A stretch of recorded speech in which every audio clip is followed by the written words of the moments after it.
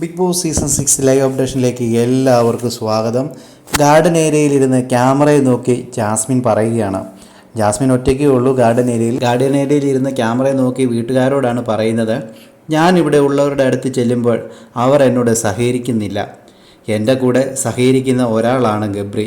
ഇപ്പോഴവനെ ഞാൻ വെറുപ്പിച്ചു. ആത്താ ഞാൻ എന്തു ചെയ്യും എന്നാണ് ചോദിക്കുന്നത്.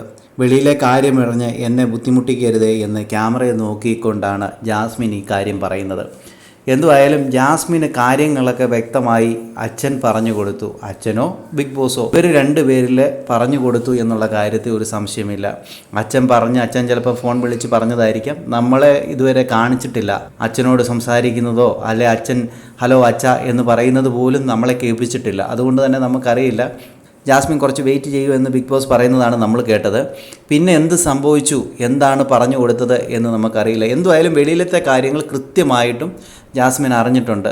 വെളിയിലെ വീട്ടുകാർക്ക് എന്തെങ്കിലും വിഷയമുണ്ട്, വീട്ടുകാർക്കെതിരെ സൈബർ ആക്രമണം നടക്കുന്നുണ്ട് എന്നൊക്കെ ആയിരിക്കും പറഞ്ഞത്. എന്തുമായാലും അതിപ്പോൾ ക്യാമറയെ നോക്കി ജാസ്മിൻ പറഞ്ഞിരിക്കുകയാണ്. കാരണം ജാസ്മിൻ ഇപ്പോൾ ഗബ്രിയെ കൂടുതലായിട്ട് അടുപ്പിക്കുന്നില്ല. അതെല്ലാം ജാസ്മിന് ഗെയിമിൽ എഫക്റ്റ് ചെയ്യുമെന്നുള്ള കാര്യത്തിൽ ഒരു സംശയമില്ല.